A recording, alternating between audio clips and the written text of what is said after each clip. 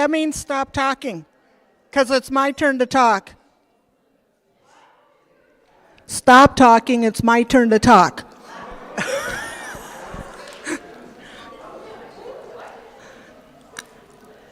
Rosa, you're going to have to come up and give the opening prayer. I knew that would get you. So welcome to our next report from the housing team. And you may remember that at our last housing forum, the team told us about receiving a grant from Trinity Wall Street to hire a consulting firm to perform a feasibility study for us. This is another step in the housing team's work to gather information for us on whether or not we would like to add low-cost housing on our property in addition to clergy housing. This is an important step in our information gathering time, and remember that we are still gathering information and no one is making any final decisions at this time. Remember, no decisions today. At the end of the forum, we will pass around a mic to take questions. Please wait until the mic gets to you before speaking. I don't run as fast as I used to. So please continue to stay informed by reading the monthly housing team update sheets that are published. Okay, as always, let us begin in prayer. Holy, beloved, and life-giving God, may we remember to live out our faith by serving others with love and humility. Continue to guide us as we travel along this path of discernment, keeping our hearts and minds open to the possibilities of what housing might look like. Help us to be challenged and curious, to think big about the abundant lives you offer us, to explode open the tiny boxes we tend to hide ourselves in, to help us to not live in fear, but live with your love for all. In Jesus' name, amen. Thank you.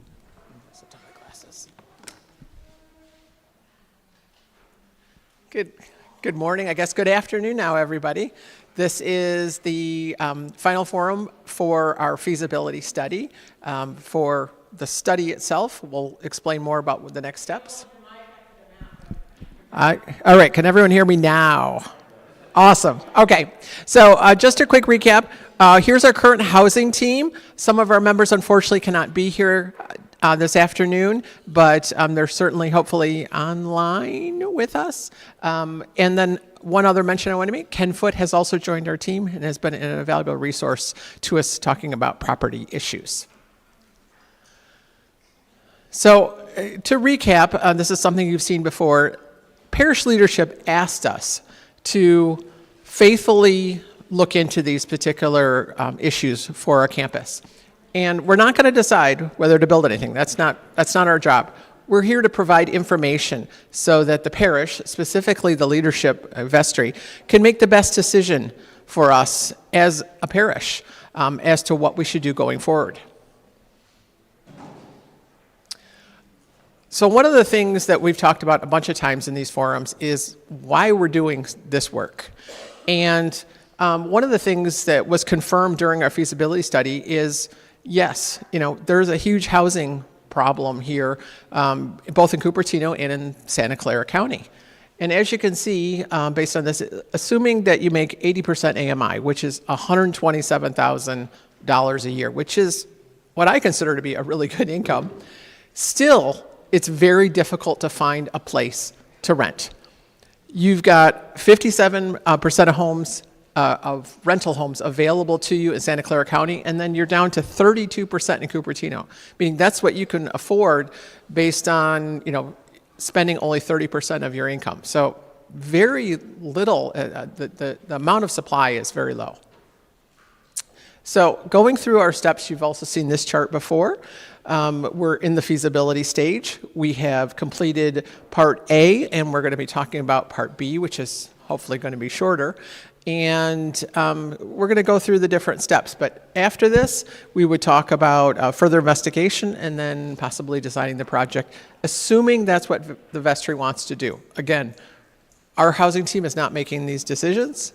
It is entirely up to the parish. So the question we were trying to answer was, is there affordable and clergy housing that can be built on our campus that meets our mission, wants, and needs, and also is financially attractive to a developer? This was the overall question that we had hoped to learn about during this particular segment of feasibility during the study. To do that, we had several outputs, and these are the outputs we provided to Trinity, who gave us a grant to help us pay for our consultant, and which included a site assessment, talking about the actual campus, zoning, things like that, a market scan, what's been built locally. And I do want to caution, these are the things that we knew about at the beginning, and this is what we wanted. But we have learned more through this process about a lot of these different things. So you will see during Kate's presentation that there's more that goes into these various things, including market scan and test fits and things like that. Oh, no, can you go back? I'm sorry. So demand analysis, who is looking for housing? What populations of people? And we've talked about teachers or those coming for foster care, or just a variety of different types of people who might live in housing, affordable housing. But also, what kinds of clergy? We asked you, are we looking at just rector? Are we also looking at other clergy as well? And then market sounding, this is a big question for us, and something that our team, there's no way we could figure this out. We really needed the help of a consultant to determine whether or not developers would be interested in what we ultimately are thinking about doing. Because in order to build anything, we have to have someone to build it. So it's kind of like you have to have both. And then also test fits. We wanted to create a couple plans to show you guys about what could happen. And I do want to caution, these are concepts, meaning they're not specifically where the housing would be or how big it would be exactly, but it gives us an idea about scale, and it gives us an idea when talking to developers, are they interested in that size and number of units? Unit is an apartment, by the way. Okay. So our feasibility consultants, these HRNA is who we chose. As you know, it was a process. We had a lot of meetings to determine the best feasibility study consultant for us. They had have more than 50 years of experience in this area, advising public, private, and faith-based clients, just like us, and including several Episcopal churches. Right now, HRNA is also advising ECAID, which is the Episcopal Church in Almaden, on a project that they're doing jointly with another church about their campus. So they're really comfortable in our space and understand the fact that we have missional goals that are not going to be the same as someone who is just building housing somewhere else. It's going to be very different. So with that being said, I want to introduce Kate Collignan. She's a partner at HRNA, which is the National Economic and Real Estate Consulting firm. She comes with over 20 years of experience in helping churches just like us meet their missional goals. And I hope that you'll welcome Kate to our forum today.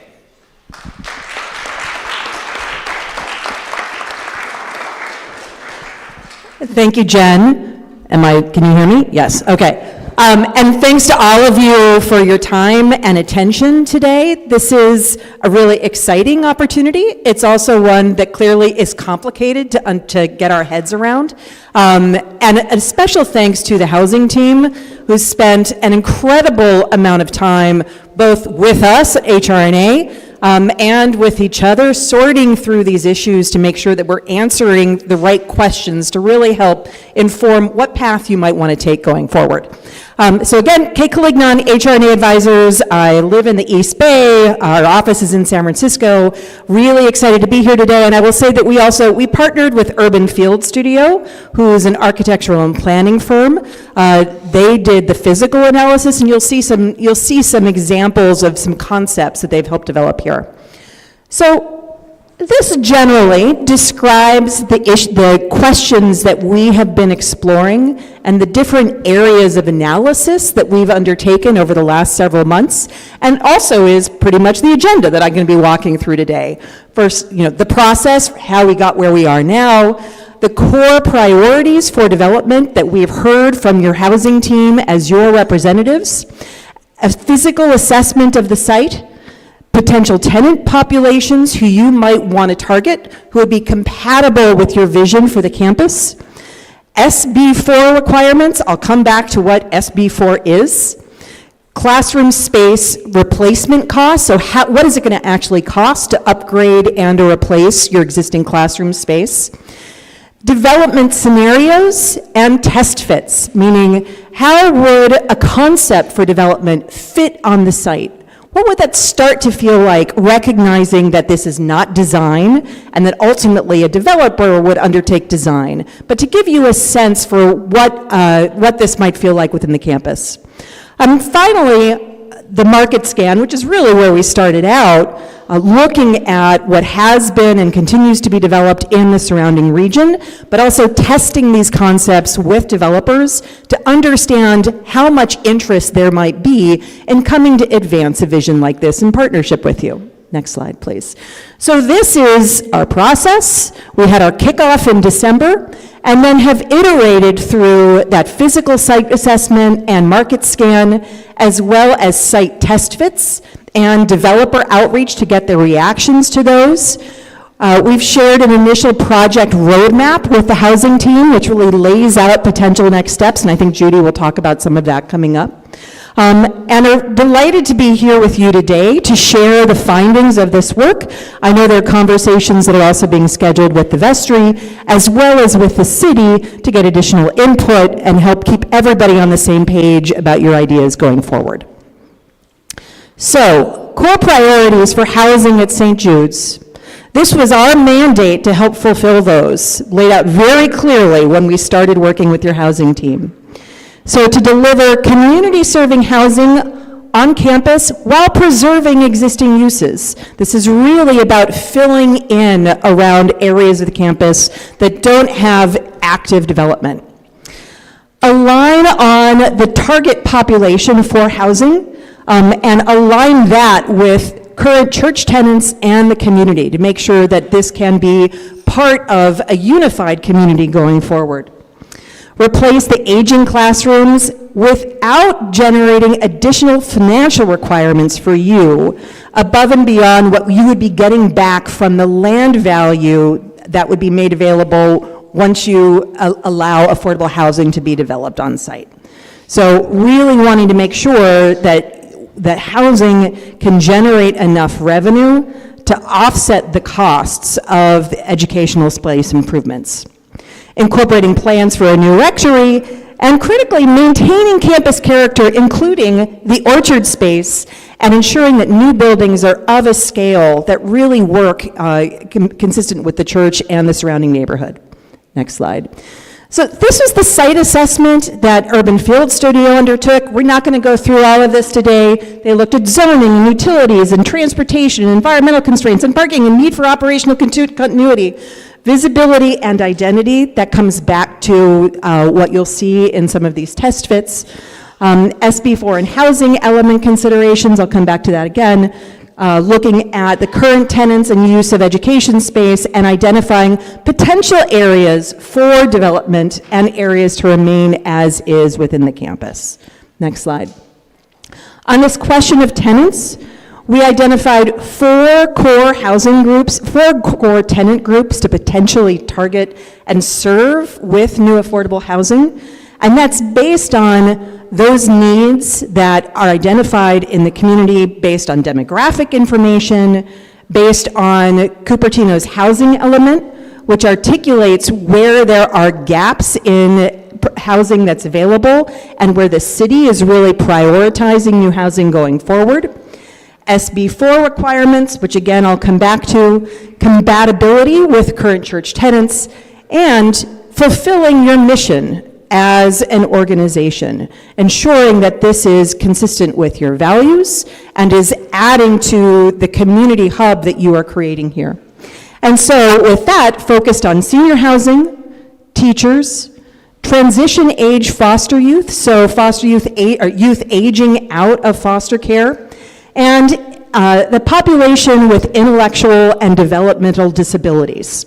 So those are 4 general categories of tenants that one could move forward and identify opportunities for.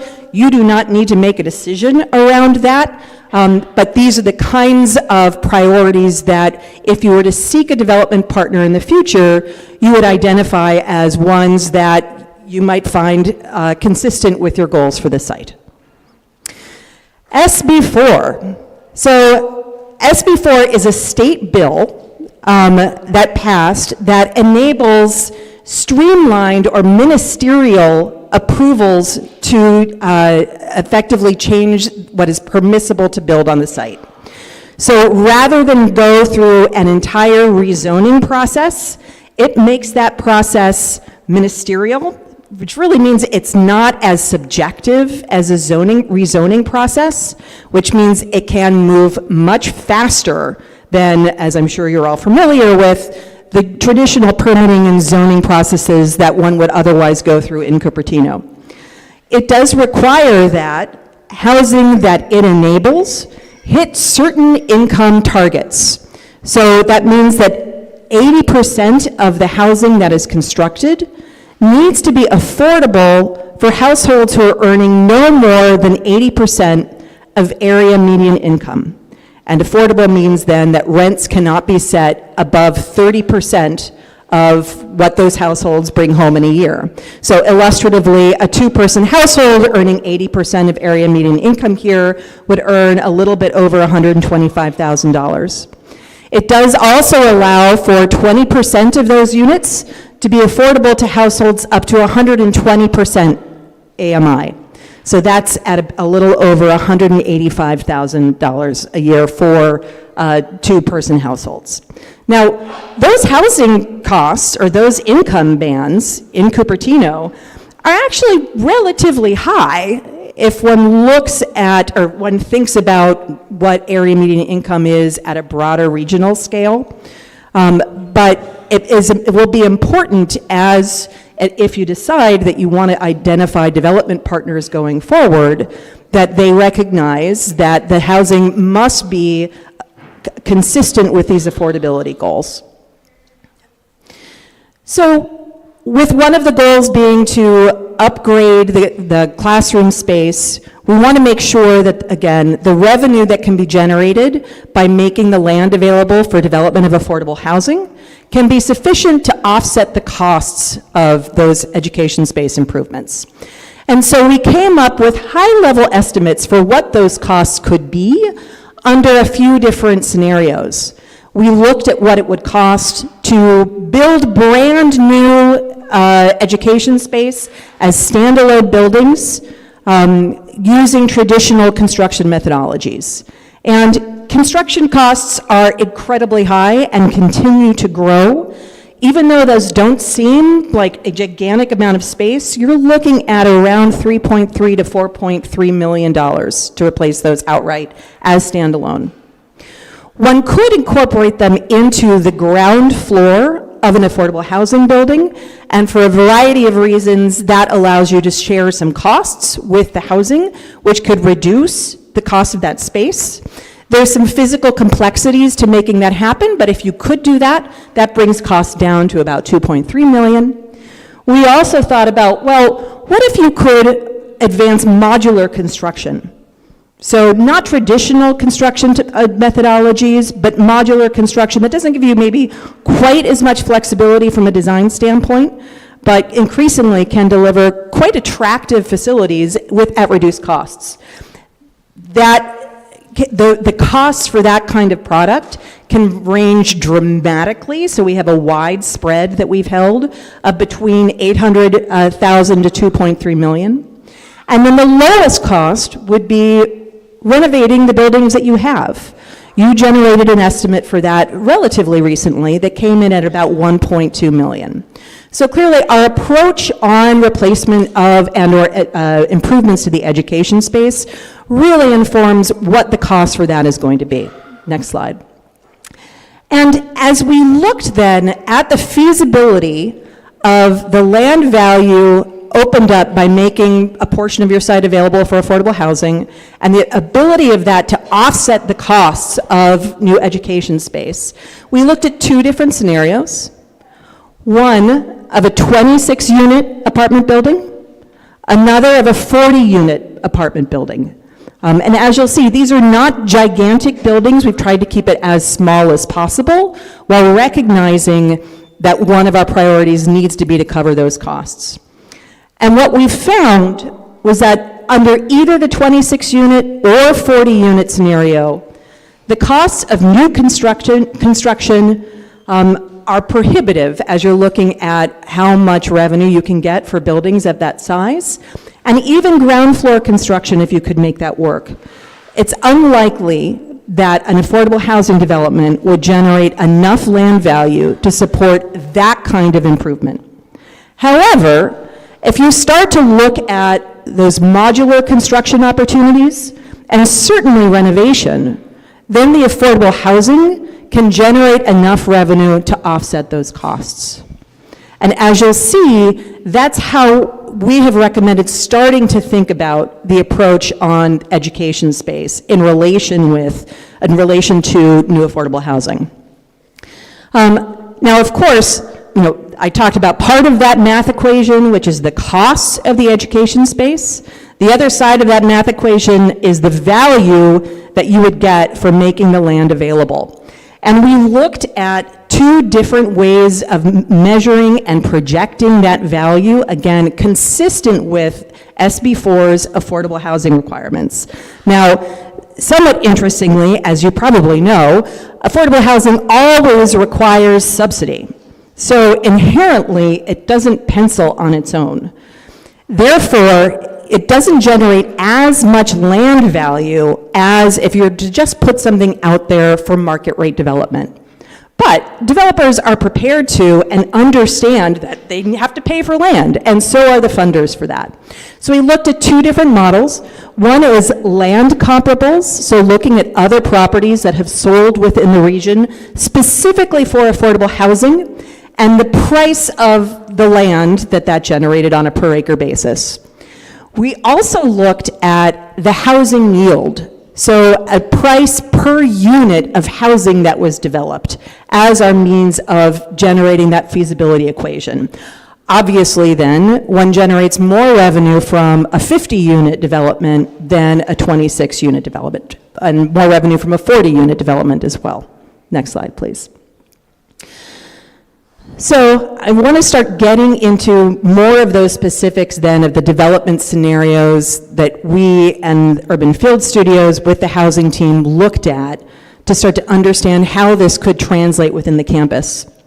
And these are really the characteristics that we provided our architect as they were, and the priorities as they were generating test fits to understand how this could fit on the site. We wanted to make sure that as housing was being incorporated, it preserves the character of your campus, which is really characterized by the amount of greenery that you already have. It feels like a green oasis within your neighborhood. It has a very cohesive flow between the church, the open space, the educational spaces. We wanted to make sure that parking and access continues to work for your needs, which means that there is sufficient parking, it's sufficiently close to the church, and that there's clear ingress and egress for tenants. We wanted to make sure that the functions that you have on the campus could be preserved or incorporated in a way that, again, allows you to continue operating as you have been, which means making sure that the orchard is represented within future campus plans, that the playground remains accessible and proximate to the education spaces. We wanted to make sure that the views from and to the sanctuary windows were protected, and this was something that your housing team made crystal clear needed to be a priority as we're looking at layouts. very critically, we wanted to keep the housing scale as small as possible while generating enough revenue to offset the costs of replacing education space.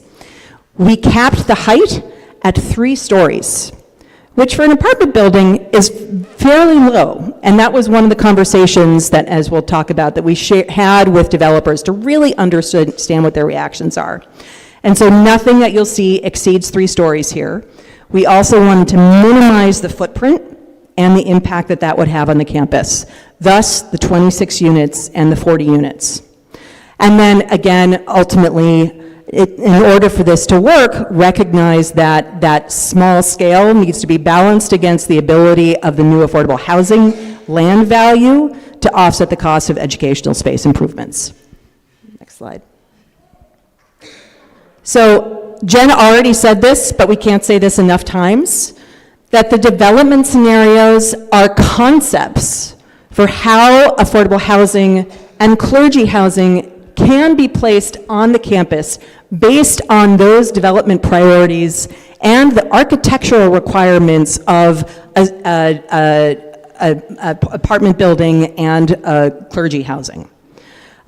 These are not designs that I'm going to be sharing. It really is an architect understanding based on where one enters a building, based on traditional measurements for hallway scale, incorporation of elevators, and unit size, how this could fit on the site. And so if you decide to go forward after doing additional due diligence, you would be requesting that a developer come back to you and do some combination of share with you how they would approach design on the site and work with you to make sure that the design is both meeting their functional needs for affordable housing to work and your needs as the property owner here. So, this is scenario A.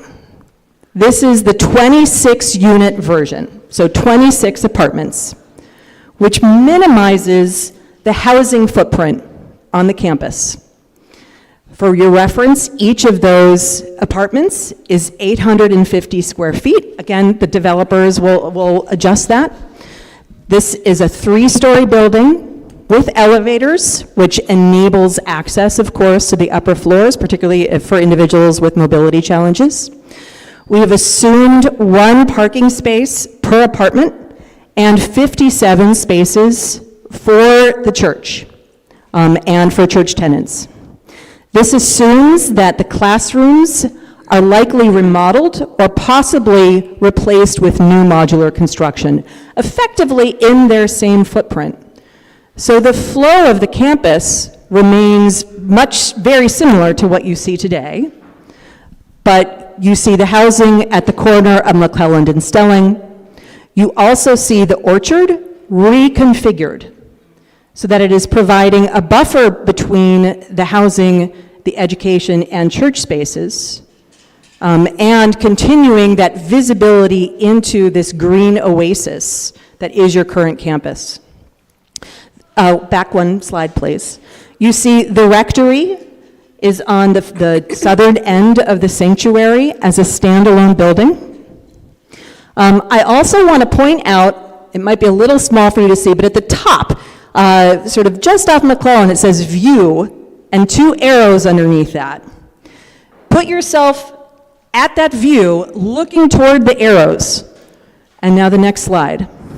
This is what you would see. So those windows behind the woman in the red shirt is the apricot window. And so this is what it would feel like at the edge of the parking as you are looking toward campus. Again, this is not a design, but it gives you a sense of the scale of the development and the relationship with the buildings that you know so well, both the sanctuary and the education facilities. Next slide, please. So scenario B, this is 40 apartments. Again, much of the rest of the campus design is effectively the same as both what it is today and what I just talked to. Again, the rectory being at the southern end of the sanctuary, the orchard having been relocated, and the classrooms being renovated or replaced in kind with new modular construction. This is a larger apartment building. It still is providing 1 parking space per apartment, 1 fewer spaces currently in this plan for the church and educational building. Again, that's something that you would be working through with the developer. Some of the parking in this case is underneath the apartments, not buried underground, but with the apartments sort of cantilevered over it. Again, look at that view, stand at the view, look toward the arrows. Next slide, please. And this is the view that one would see under that scenario. Again, there is the apricot window. Here is the residential to your right as you're walking toward the sanctuary from McClellan. Next slide, please. So it's helpful to compare across these 2 different scenarios and understand how are they meeting those development criteria that we started out with. And for the most part, well, there's trade-offs between both of them.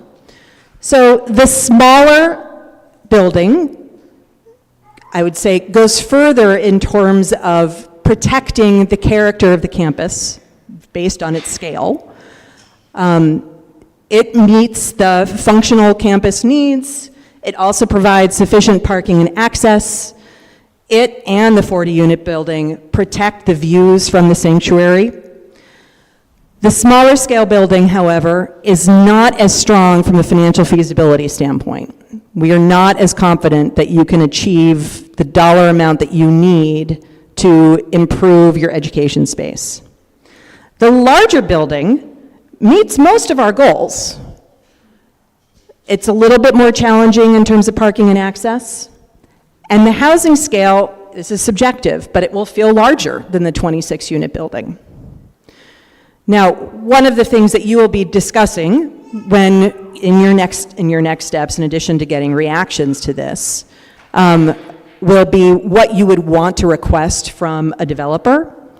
But this key question that you're going to want to grapple with is both, do either of these scenarios feel consistent with what you want to see in the future? But then also, what scale are you comfortable with in order to make sure that you can secure enough resources to offset the cost of that education space? Next slide, please. So, we shared these scenarios with developers. We actually over the course of the entire project, we spoke with directly and or emailed with 7 different affordable housing developers to get their reactions, shared the scenarios with a smaller subset of those. And what we heard, 2 said, this is interesting. As you determine what direction you want to take, we would be interested in exploring projects at these scales with you. And that was Charities Housing and Related Affordable Housing, both of whom have done a lot of work in the region around affordable housing. And I believe both of them have also worked with faith-based organizations in the past. We also emailed with Mid-Penn Housing, who said they would usually, look at a minimum of 40 to 50 units to pursue a project. 40 units is, within range here. So that's somebody else that you could talk to going forward. Next slide, please. We heard from them and from everybody else that this would be an extremely attractive location to situate affordable housing from a financial standpoint. Because of the relatively high local rents, they can actually charge higher rents in order to offset operating costs, which makes it a little bit easier to operate here. And because this is a highest resource area, the funders, in particular providers of low-income housing tax credits, would view a project in this location very favorably as they were evaluating their interest in providing financing. However, the reason you only saw 3 different developer names on the prior slide, and we spoke with 7, most developers were only interested in pursuing projects of a minimum of 50 units. So keeping the unit size low and keeping the project small in order to respect and the character and continue that character of the campus has trade-offs in terms of the amount of interest one will see within the marketplace. One of the questions that we'd asked was, would you be willing to advance the education space improvements? For simplicity's sake, presumably there's some economies of scale of doing that at the same time. We heard mixed feedback on that. Some developers said, maybe. Others said, we really would only want to deal with the housing. We know how to do housing. We haven't done education space. That's a conversation that you'd want to have going forward. And then those that we spoke to about getting the reactions on modular for classrooms said, yeah, that could work.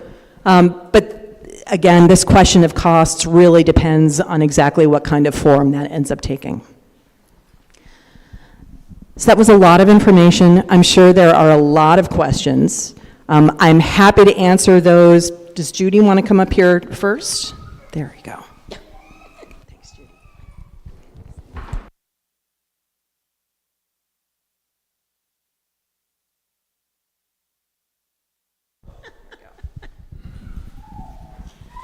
Okay, so now looking forward, we talk about what we've learned, what we'd still like to know before we leave the feasibility phase, and a potential timeline.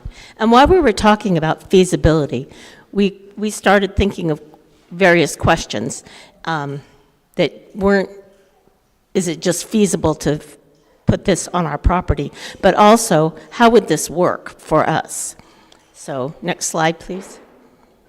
Okay, what we've learned is there are locations on the campus where we can build both clergy and affordable housing, as you saw with the two samples.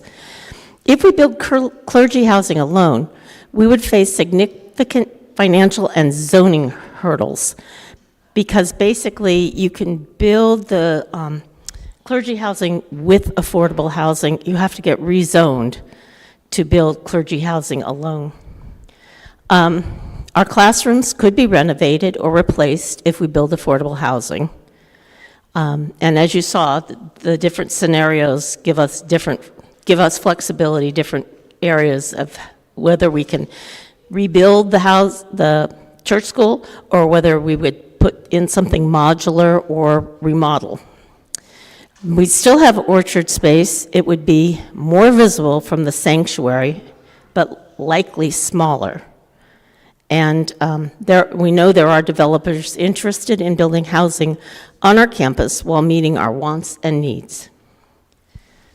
But what we still need to know, and this is part B of the feasibility study, we need a better idea of the cost of renovating or building new classrooms. Part of the questions that we had were, you can get an estimate of what a modular building costs, but they don't include the site preparation or the installation, building it on your property. So we would need to learn about that. We need a deeper and more detailed transition plan for our current tenants. What do we do with our tenants when we move them? Do we rent, portable buildings? And where do we put them as we're, tearing things down and building things up? We needed more details on the rectory, such as a plan and ballpark costs of what it would cost to build that, and deeper, more clarifying conversations with interested developers. For instance, would they want to do the, renovation of the church school with us while they were also building affordable housing? Okay. So here's the timeline. We've done discernment and the first part of feasibility. The second part of feasibility, which we call Part B, would we think take about 9 months.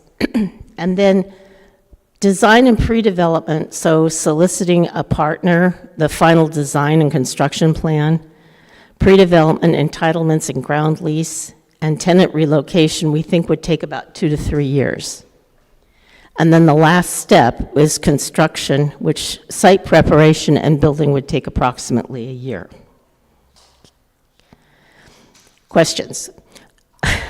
We're going to invite questions, and we'll tell you if we have the information now. If we don't have the information now, we will find the information and get the answer to you. So now we're open for questions. All right. We have a hand up in the back. We're going to be writing down the questions and keeping track of that. Please speak into the mic so we can hear you. Yes. I was wondering if you could give an overview of the money. I don't understand what the developer gets out of it, and I don't understand what the land value gives us unless we sell it. I just don't understand.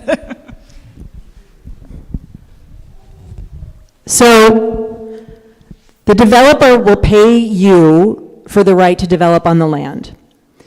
You can decide that you want to sell the land to make that happen. Most faith-based organizations that we've worked with have preferred to ground lease it instead, which means that you retain control of the land, but the developer has a very long-term lease, say, 99 years, in order to build the housing on top. And that ground lease can be structured however you want. You can get all the money up front, you can have it spread out year by year. But so the developer is paying you for the right to build the affordable housing. The developer, and then with that money from the land, that money can go toward improving or replacing the education space. Did that answer the question? So does the developer then get the money from all the rent?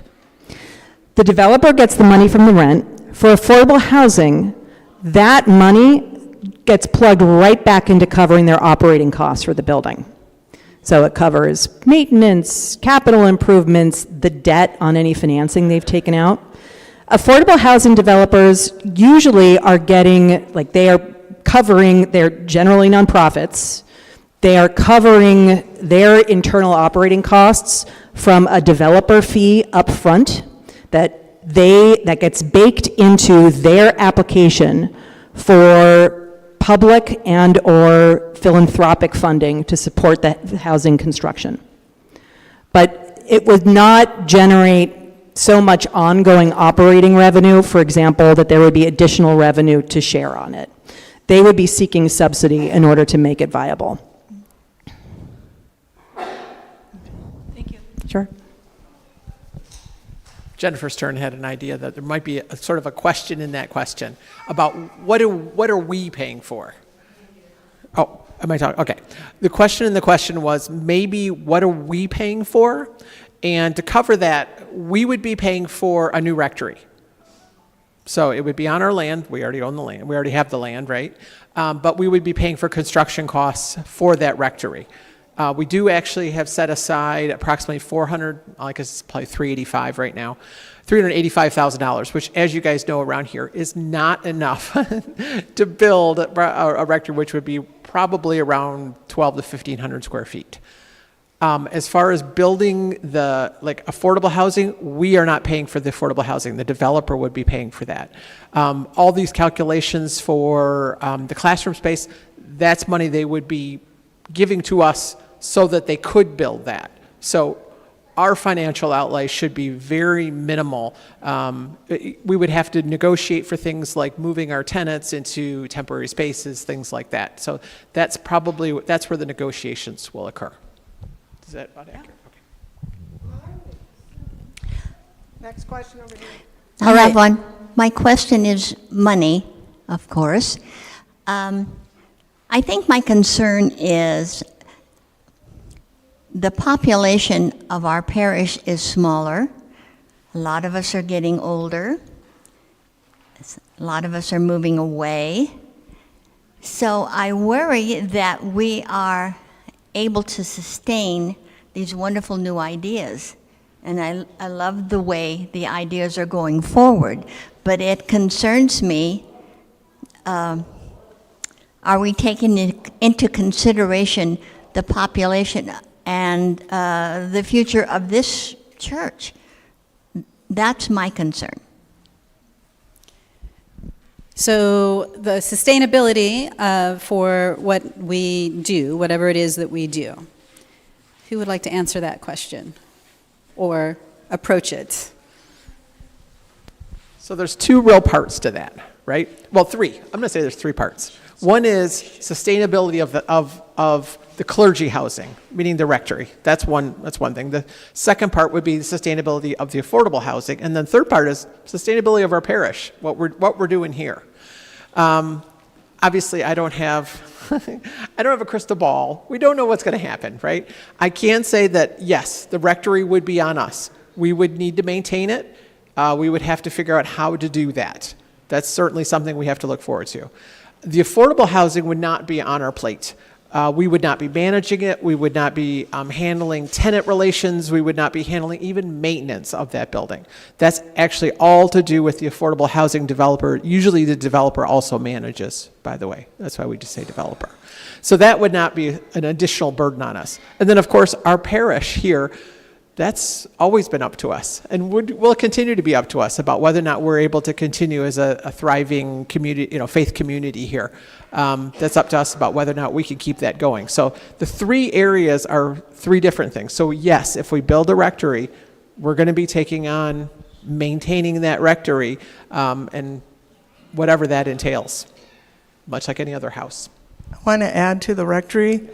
If we don't build some affordable housing somehow for a rector, we're not going to be getting any more rectors. So it's really important for us to think about that for the long-term life of St. Jude's. So don't forget that. That's a part of the sustainability. Microphone is coming around. Thank you. You partially answered my question, but let me ask my question anyway. Kind of the pros and cons of building a rectory, which is going to cost money, versus supplementing rent somewhere else. I haven't seen a proposal or comparison, pros and cons, on that direction. I'm sure it's been entertained and discussed, but I haven't seen It's actually what we do now. That is actually what we do now. And is that sustainable? No.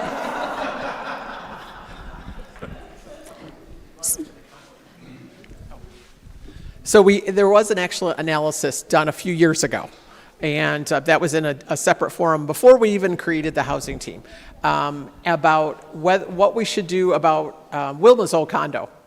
And then there was a subsequent, even when Aaron was called, about how do we handle housing for a rector?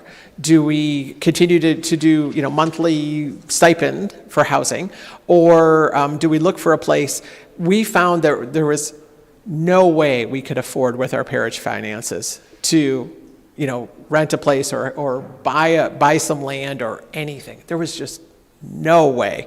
So really, they came down to the only way to do it for us right now was to do the monthly stipend as we look into potential other housing options, such as building a rectory on campus. And Kate mentioned, actually, I think it was Judy mentioned briefly, one of the issues that we have is that we have weird zoning here for our campus. It's quasi-public, and JR can get into the nitty-gritty details if you really care about this. But the problem is that we can't just plop a house down by itself. We couldn't just build a house on our property because we're not zoned for it. In order to do that, we'd have to rezone our property. And what that means is we have to go to the planning commission, we have to go to the city council, and we have to have consultants make us things, and it costs a lot of money and a lot of time and we don't even know if ultimately the city council would agree to it. It would be a crapshoot at this point. So that's one of the things that we struggle with, is that we could not, at this point, just put a rectory out there. It would be a long and probably reasonably expensive process to then just to build a rectory on our property alone without affordable housing at the same time, which is why we're kind of looking at this together. Next question. It may have just been me, but the two drawings of the 26 and the 40 unit plans looked pretty much the same. So could you do a little bit more explanation of what the difference was between those two? If you go back to slide the one right before this, Really, it's that this, it's hard to do it without having them both there. But the 40 unit has more of a wall next to the orchards and on the southern side. So you see more of that footprint being covered with housing with some, and actually maybe go forward 2 slides. There we go. So you see on the southern portion, the orange there. So it starts to wrap around and consume more of that footprint. Now there's some parking underneath it, which is where you can sort of see the peach colored rectangles there. But so it's not strictly an upside down L. It's more of a C.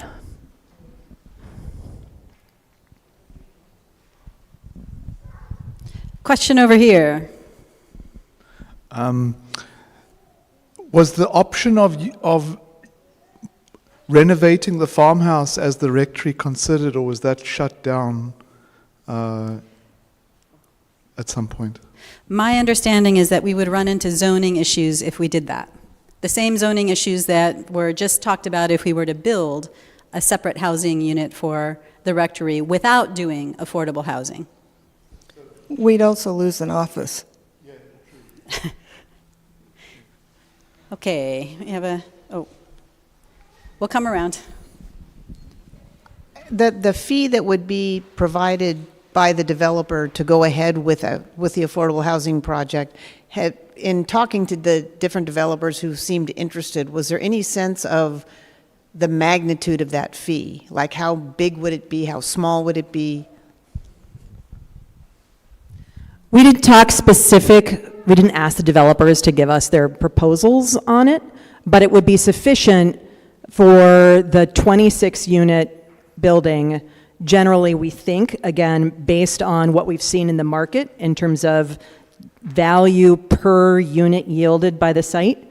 For the 26-unit building, it would certainly be sufficient to cover the renovation scenario. For the 40-unit building, it would be sufficient to cover that and give you more flexibility to accomplish modular. So you would need to go out to the market to get a hard number on that. But that's where really understanding what those modular costs would be becomes very important.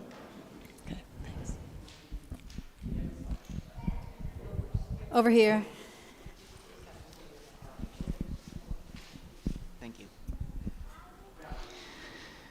So there was a wide range of costs listed from about 800,000 up to 3 million or so.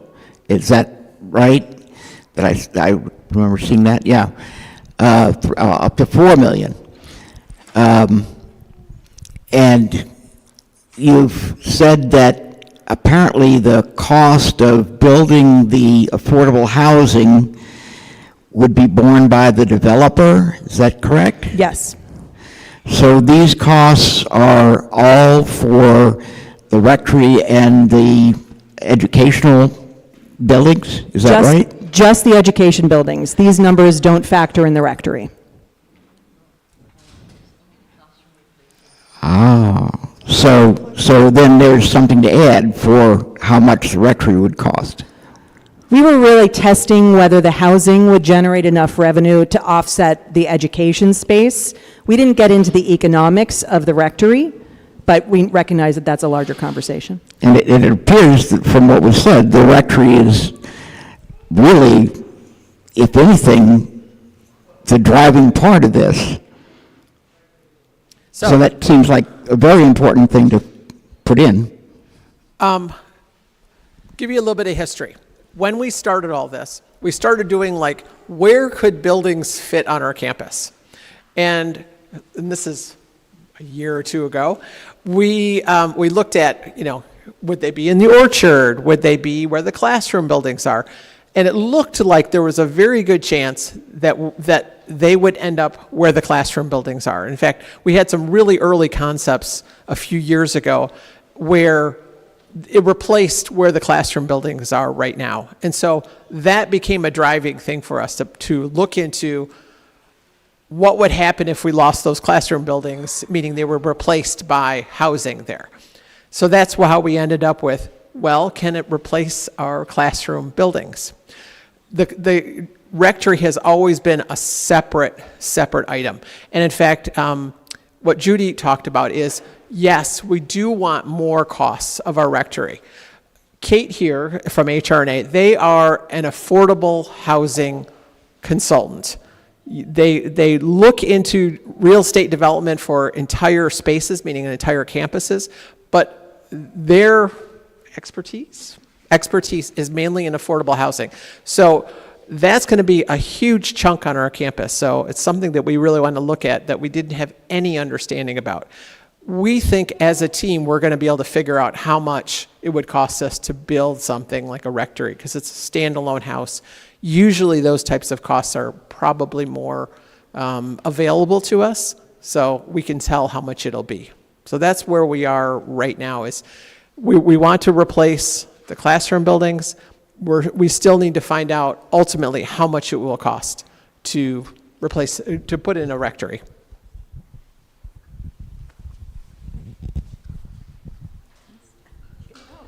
Surprise. Okay, maybe JR can help clarify. I got Cupertino puts out annual information about the progress of the city, and they did this 1 page or 2 pages on the housing that's been already permitted and those that are coming up, and they talk about affordable housing. I think that's the builder's thing. It's not this church's. I mean, yeah, it's a noble cause, but they're like the Valco project. I mean, they could put up a lot of affordable housing there, and they've already, they've lowered the number, but it's still a good number. All along Stevens Creek, lots of the businesses are disappearing. They're putting up housing, and in order to put up the housing, they have to have so many units of affordable housing. They closed down Pizza Hut. They closed down Marie Callender's, and they closed down Fontana's, and they're building housing there. And so all along Stevens Creek, as you go down Stevens Creek, there's a lot of development going on. So I don't think it's our job to be doing all that housing business. That's not what we're in. I mean, rector, yeah, maybe that would work.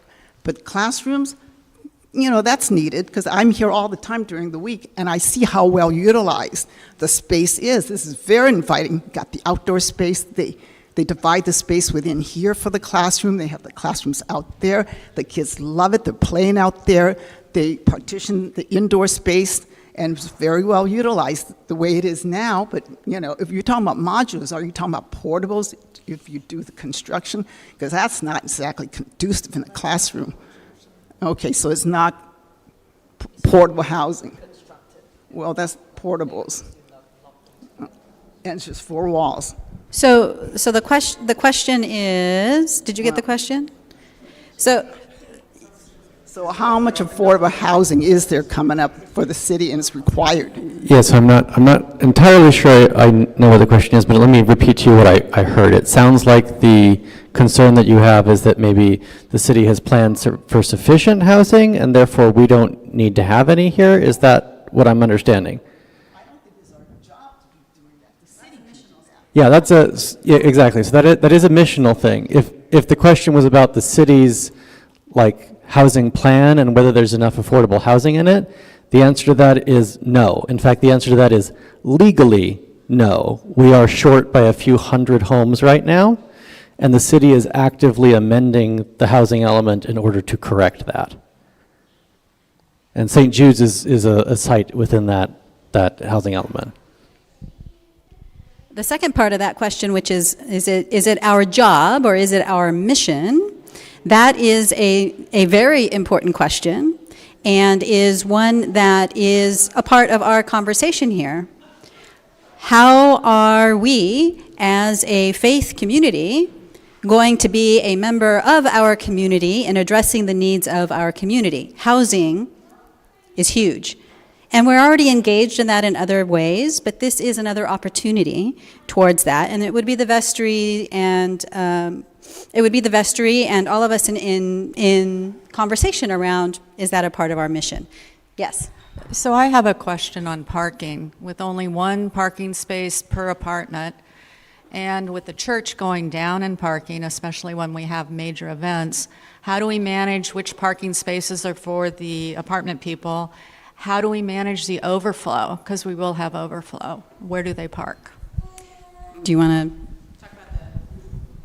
I can talk about the residential portion of it, which is that the site plans have attempted to delineate where there is church parking versus where there is housing parking. And we went through actually a number of iterations to try and get to one that delineates that as best as possible. So you can say, you know, you've got a sticker on your car, means that you can park within the housing area. If you're not, then you're only here if you're a church member. There are still improvements that can be made to the concepts that currently exist. It will be in the developer's interest also to figure that out at the same time, because that will strengthen demand for the housing and help them make it operational. In terms of church overflow, we haven't gotten into that. So for church overflow parking, there are some ideas, but that is something that we would have to take a look at. None of that has been decided. Some of that would have to definitely be in response to if we build affordable housing, what is the plan? I will say we do have a church next door that has a lot of parking. So there's possibilities, but we don't have specific answers yet. All right, yes. Yeah, so I wanted to follow up on what JR said earlier, that the city is building a lot of units to meet our demand right now, right? And so does that include also meeting, having sufficient affordable housing units? Is that included in the city's plan, or are we trying to mimic a deficit? Are we trying to make up for the city's deficit? So we're not trying to fulfill any responsibility of the city. Okay, let me just make that clear. The city has a responsibility to the state to plan for sufficient housing. We decide those numbers regionally, and then they're divided up into income levels to which you need to plan for affordability. There are 4 of those levels. The city is short on low and very low. Low and very low income. A project like this helps fulfill part of that need. So is it helping the city and the community? Yes, right? Is it our responsibility to do that? That's our question to answer for ourselves, right? We don't owe that to the city. But from the city's perspective, from a legal perspective, since they have to have this plan and it has to be sufficient, that plan is not presently sufficient. And they need to find more sites. There still needs to be a lot more built. Most of the stuff that you're seeing that's coming up right now is all market rate stuff. It's not affordable housing. Okay, and then I also wanted to respond to Jen's statement. And I don't know if I heard this correctly, but it's hard to build a housing for the rector by itself because of zoning issues. Is that correct? That is correct. And so by So by doing this project, it makes it possible for us to build housing for our rector. Is that correct? And because of the cost of housing in the area, the future of basically our parish is at stake, because without affordable housing for the rector, that might put us at risk in the future, because we may not be able to hire anyone to do this job. And so this whole thing gets tied in together. I was just trying to respond to that is correct. The point, yeah. Okay. Question? No. Yeah, the other thing I wanted to add to that is, if you go back to the annual meeting, you'll remember the budget, you'll remember the various income streams that we have, and one of the most important is the classrooms. So if we don't do things for these aging classrooms to make sure that they are something that we can continue to get rental income from, that sustainability question that he put to us earlier on, that becomes sort of a critical issue for us. Can we continue to sustain ourselves if we don't have that income stream? And we won't, because the buildings eventually fall apart. That's just the nature of things. What can we do to make sure that we forestall that future? Well, we have an asset, which is the land, that we can use for a missional purpose. That's the idea here, right? So this is a follow-on to Irene's comment about the rectory. What is the square footage size of the rectory? I've missed that. For the plant, for on the, here? Yes. Okay. In theory, yes. Oh, in theory, it is all in theory. We were looking at around 1,500 square feet. 2-story, 1,500 square feet would fit in that space. Okay, so With a yard, a private yard that would be fenced, access to parking, all that, with a 1-car garage. Okay, I'm just looking at the restrictions, the limitations that places on calling a new rectory. Just if it's small, but 1,500 square feet. Yeah, it'd be 3 bedrooms, 2 baths. That's what we were looking at. So reasonable, I guess.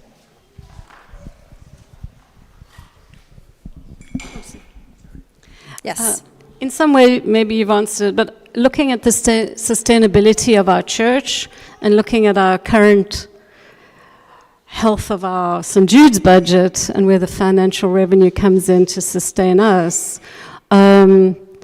with the transition of renovating those buildings, how do we guarantee that we don't lose the tenants? So that would have to be a part of the plan with whoever we work with, that there would be a transition plan in place that is sustainable for us to be able to continue to work with our tenants. That is non-negotiable. And we will be funding that transition and temporary...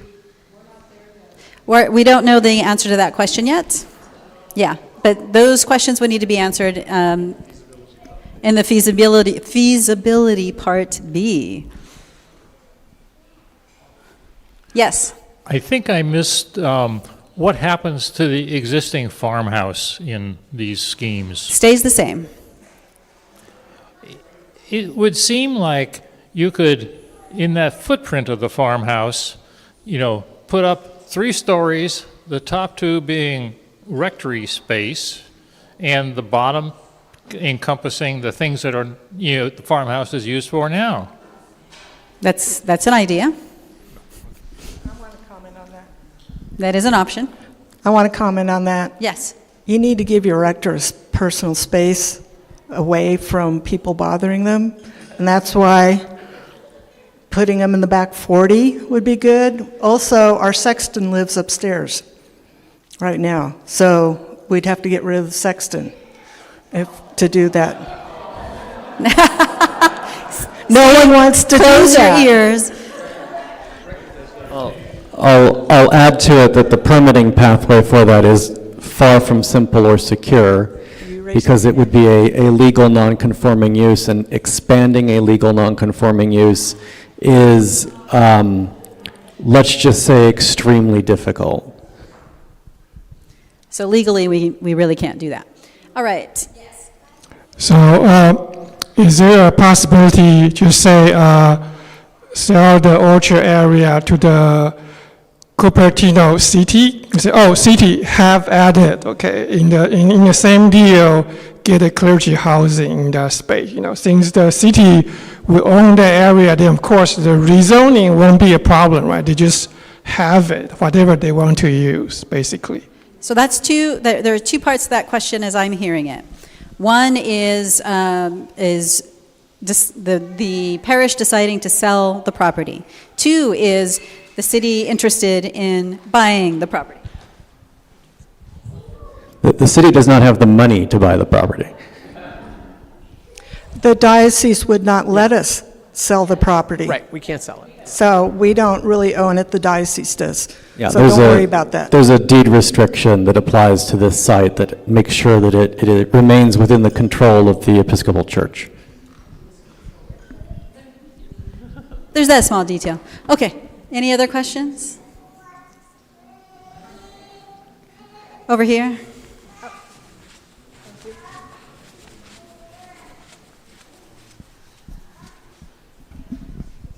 One comment, you need to put in your timeline diocesan approval of any transaction like this? Yes. Okay. My question, though, is for our consultant.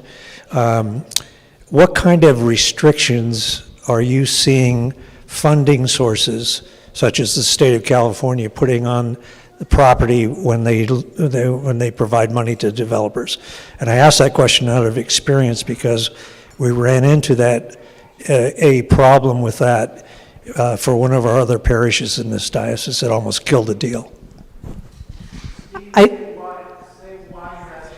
The reason I'm asking that question is that the state in this other transaction was putting restrictions on the entire parish property, not just the portion that was going to be ground leased to the developer. And those restrictions were unacceptable to both the parish and the diocese. So the different funding sources some come with their own strings attached to them. Some have prevailing wage requirements associated with them, which primarily impacts construction costs for the project, although for smaller projects, those are less likely to come into play. I would love to talk with you about the nature of those wider restrictions, and those are the sorts of things I gave that... Jeremy a copy of the document. He can share it with you. As you are continuing to go through your next steps, part of what you're going to also want to do is talk to a land use lawyer who will end up helping you identify what those risks are and how to mitigate those going forward. The developers will also be, and everybody's learning as we go, how to best build under SB4. It's a fairly new pathway in order to achieve entitlements. And so we're all learning as we keep going. And so you would have, and the developers would have, a resource team at that point who can be looking at every single one of those risks with the goal of making sure that for you and for a developer, you are figuring out all those risks ahead of time, because the ability to do that is going to strengthen the appeal of the site to a potential developer, to potential funders, because it can go more quickly. So those are the sorts of things one would want to be identifying along the way, and I'll love to talk with you about that after too. All right, question in the back. Annalise. Are you allowed to ask a question? Yes. Am I allowed to ask a question? Is there a scenario for the 40 unit in which the ground lease would be significant enough that it would cover modular classrooms and could contribute towards the cost of building a rectory? Do you have an answer to that? I mean, not the entire thing, but like maybe 100,000 more or something like that. It's very hard to say. A lot of it also depends ultimately on how low we can get those modular costs to actually be, and there are a lot of variables within that. Again, with that larger building, you're going to be giving yourself the most flexibility to generate revenue. Again, at minimum to cover education space, that would be far more likely to generate above and beyond that. I'm not seeing any other hands. Last chance for questions. All right. Chance to make me run around. This is not your last chance to ask questions, by the way, but I think we're going to call it for today. So we've thrown a lot of information at you, just a lot. And to be honest, if you're an investor, you're going to be getting a lot more, because Kate made reference to what we're calling what's called the roadmap, which has all of this, but way more detail. And that will also be available to anyone else who wants to take a look at it as well. We'll make sure that it's put up on the website somewhere so you can find it. But if you have any questions, and inevitably for me, later on I think, oh, I should have asked that or whatever, please just email us, email Aaron or Annalise and they'll pass it on, or, this is a conversation that we're going to have ongoing. Housing, oh yes. You can email housing@St. Jude's, and you'll just get us, and we'll make sure that we respond to you. There's also going to be on June 21st a vestry meeting. So if you want to come in and vestry meetings are open to everyone, you can come in and learn even more, or maybe ask more questions then as well. They're going to be getting an update much like you, and then we're going to be talking, a little bit more about Part B, but to be honest, not a lot more about Part B because we got to start that.